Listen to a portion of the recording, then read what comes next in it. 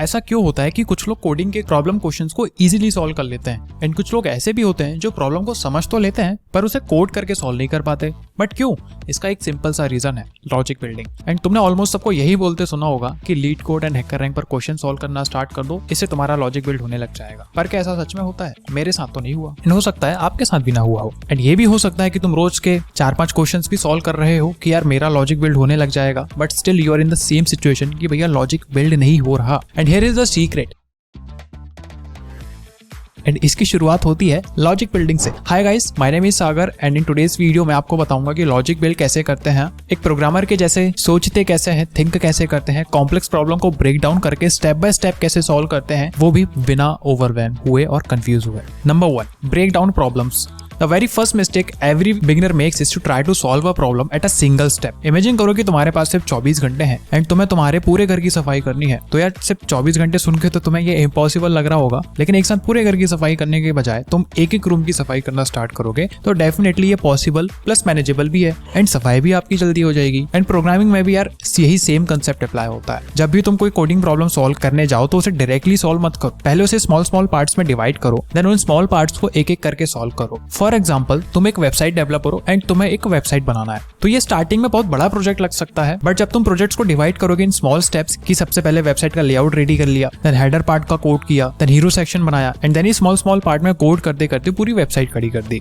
And यही same method सारे programmers follow करते हैं। इवन जब मैं खुद प्रोजेक्ट पे काम करता था या फिर अभी भी करता हूँ, अब चाहे वो प्रोजेक्ट सिंपल सा ऐप हो या फिर एक कॉम्प्लेक्स प्रोजेक्ट, मैं उन्हें स्मॉल पार्ट्स में डिवाइड करने के बाद ही उन्हें सॉल्व करना स्टार्ट करता हूँ। तो अगले टाइम जब भी आप कोडिंग प्रॉब्लम स्टार्ट करो, याद रखो कि डिवाइड एंड कॉन्कर करना है। पहले डिवाइड करो स्मॉल स्मॉल पार्ट्स में, then one by one focus करो एंड धीरे धीरे तुम्हें पूरा सॉल्यूशन मिल जाएगा। Number 2, practice dry run. Coding problem solve करने के बाद जब हम फाइनली कोड रन करते हैं तब most of the time unexpected errors देखने मिलते हैं हमें, जो कि बेहद फ्रस्ट्रेटिंग होते हैं। मन करता है कि लैपटॉप ही फोड़ दो, बट ये ड्राई रन टेक्निक यूज करते ही वो अनएक्सपेक्टेड एरर्स अप टू 90% तक आप रिड्यूस कर सकते हो। एंड ये वो मेथड है जिसमें तुम कोड को कोड एडिटर में डायरेक्टली रन करने से पहले एक पेपर पे या फिर अपने दिमाग में एनालाइज करते हो, रन करते हो, एंड ऐसा करने से एरर्स पहले ही तुम्हें पता चल जाते हैं। बेसिकली ड्राई रन का मतलब होता है कि तुम मैनुअली अपने कोड के हर एक स्टेप को वॉक थ्रू या फिर एनालाइज करते हो बिना कोड एडिटर में एग्जीक्यूट किए। फॉर एग्जाम्पल ये एक बेसिक सा फॉर लूप है जो 1 to 10 नंबर्स को प्रिंट करेगा। तो तुम्हें एक पेपर लेना है जिसमें तुम हर एक स्टेप को ट्रेस करोगे, लिखोगे कि एक्चुअल में ये प्रोग्राम कैसे एग्जीक्यूट होगा, हर इटरेशन में क्या एक्शन होगा, क्या आउटपुट आएगा। एंड जब जैसे ही तुम अपने माइंड में या फिर पेपर में हर स्टेप एग्जीक्यूट करते हो, तुम्हें एक क्लियर आइडिया मिलता है कि प्रोग्राम का फ्लो अब ऐसा रहेगा, इस पॉइंट पर ये आउटपुट आएगा। एंड हो सकता है तुम्हें एरर्स भी पता चल जाए कि यार ये एरर भी रेज हो सकता है। एंड होगा क्या ओवरऑल, इससे तुम्हारे हाथ में एक छोटी सी रिपोर्ट तैयार हो जाएगी। अब अगर किसी भी पॉइंट पर तुम्हें लग रहा है कि यार यहाँ पे एरर आ सकता है तो तुम उसे वहीं पे फिक्स कर सकते हो। एंड ये बिल्कुल वैसे ही है जैसे तुम एक रेसिपी को फॉलो करते हो। फॉर एग्जांपल तुम्हें पनीर की सब्जी बनानी है, so instead of directly cook करने से पहले तुम दिमाग में ही प्लान बना लेते हो कि यार क्या स्टेप्स होंगी, कौन से वेजिटेबल्स लगेंगे, कितना पनीर लगेगा, किस ऑर्डर में पहले क्या करोगे। तो सिमिलरली ड्राई रन का भी फंडा ऐसे ही है जैसे तुम कोडिंग प्रॉब्लम सॉल्व करने में यूज करते हो। एंड नहीं करते हो तो उससे करने लग जाओ। And I personally use this method and इससे मुझे पहले से ही पता चल जाता है कि यार क्या एरर आने वाला है और कोड रन करने से पहले ही मैं उसे फिक्स कर लेता हूँ। प्लस मैं जो कोड लिख रहा हूँ उसकी भी मुझे बहुत अच्छी अंडरस्टैंडिंग मिल जाती है। So from next time code लिखने जाओ तो ड्राई रन यूज करना, प्रोग्राम का एग्जीक्यूशन फ्लो तुम समझ जाओगे एंड एरर्स भी फिक्स कर लोगे। Number 3, learn to use pseudo code. तुमने एक कोडिंग क्वेश्चन पढ़ा, समझा एंड उसे डायरेक्टली सॉल्व करने में लग गए and then 1-2 line of code लिखते ही अटक भी गए। इससे ना तुम प्रॉब्लम सॉल्व कर पाए और टाइम भी तुम्हारा ज्यादा लग गया, ऊपर से फ्रस्ट्रेशन अलग। एंड तुम्हारी इसी प्रॉब्लम को ये मेथड सॉल्व भी करेगी, प्लस कोडिंग स्पीड भी 10x तक इंक्रीज कर देगी, विच इज सूडो कोड। ये एक हाई लेवल डिस्क्रिप्शन होता है तुम्हारे कोडिंग प्रॉब्लम का जो तुम्हारे लॉजिक को बिल्ड करता है and syntax error, logical error, ये सब आने से रोकता है। फॉर एग्जाम्पल तुम्हें एक प्रोग्राम लिखना है जो कि 1 to 100 के बीच में वो सारे नंबर्स को डिस्प्ले करेगा जो कि इवन एंड ऑड है। फॉर एग्जाम्पल 1, 3, 5, 7 ये ऑड हो गए और 2, 4, 6 ये इवन हो गए। 1 से 100 तक की रेंज में जितने भी नंबर होंगे वो ये डिस्प्ले करेगा। अगर तुम डायरेक्टली कोड करना स्टार्ट करोगे विदाउट प्लानिंग तो यार बहुत जल्द कंफ्यूज हो जाओगे एंड शायद प्रॉब्लम भी ना सॉल्व कर पाओ। बट अगर तुम सूडो कोड लिखते हो, मतलब कि पहले तुम लॉजिक प्लान करते हो कि कैसे क्वेश्चन सॉल्व करोगे, किस स्टेप में कौन सा कंसेप्ट यूज करोगे, एंड इस प्रोसेस में तुम्हें सिंटेक्स पर बिल्कुल फोकस नहीं करना है, मतलब नहीं करना है, क्योंकि यहाँ पे तुम कोड नहीं कर रहे हो, यहाँ पे तुम बस एक प्लान बना रहे हो। एंड इतना करने के बाद एक प्लान तुम्हारे हाथ में रेडी हो जाएगा, तुम्हारे प्रोग्राम का सॉल्यूशन का एक ब्लूप्रिंट। फॉर एग्जांपल जैसे कि हम लोग घर बनाते हैं तो डायरेक्टली तो घर बनाते नहीं है ना,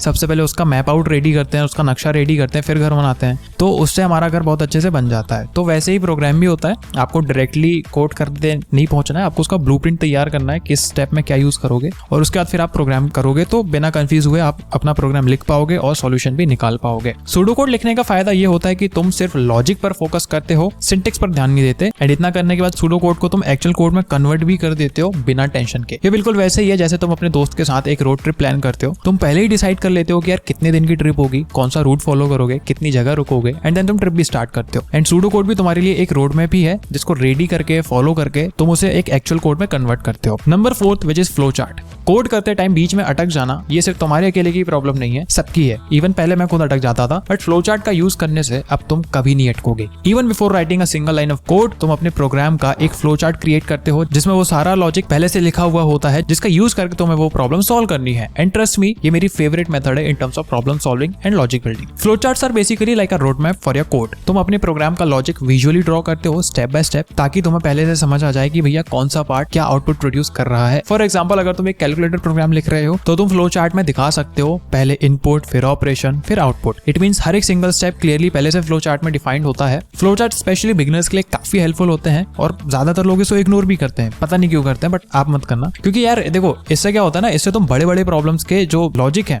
उनको स्मॉल स्टेप्स में ब्रेक करके एक प्रॉब्लम को इजीली सॉल्व कर सकते हो जो तुम्हें बहुत बड़ी प्रॉब्लम लगती है उसको। ठीक है, and guess what, flow chart also help you to spot errors even before you start coding. It's like debugging before the bug even exist. सोचो तुम अपना ड्रीम वैकेशन प्लान कर रहे हो, अगर ऐसे में तुम तुम्हारा वैकेशन रैंडमली प्लान करोगे तो बहुत कंफ्यूजन हो सकती है। लेकिन अगर तुम एक प्रॉपर इटनरी बना लो जिसमें सारे स्टेप्स क्लियरली लिखे हो कि पहले फ्लाइट लेना है, फिर होटल लेना है, फिर sightseeing, it all becomes so much easier, right? And flow chart coding में यही काम करते हैं। They are your programs itinerary. अगली बार कोडिंग स्टार्ट करने से पहले एक फ्लो चार्ट बनाओ। ये तुम्हें नॉट जस्ट प्रोग्राम को बेटर समझने में हेल्प करेगा बल्कि लॉजिक को स्ट्रीमलाइन करने में भी मदद करेगा। एंड फ्लो के अकॉर्डिंग कोड करोगे तो बिना अटके कोड कर पाओगे। And number 5, code every day. जरूरी नहीं है कि पहले दिन ही तुम्हें लीड कोड पर क्वेश्चन सॉल्व करने स्टार्ट कर देने हैं। You have to start with very small and easy problems, then step by step आपको उसको इंक्रीज करना है, कॉम्प्लेक्सिटी उसकी इंक्रीज करनी है। इन शॉर्ट अगर मैं कहूं तो वैसे प्रोग्राम्स बनाने जो कि तुम्हारी रियल लाइफ की प्रॉब्लम्स सॉल्व करते हो। So when you code the small problems तुम बेसिक प्रोग्रामिंग स्किल्स बिल्डअप करते हो लाइक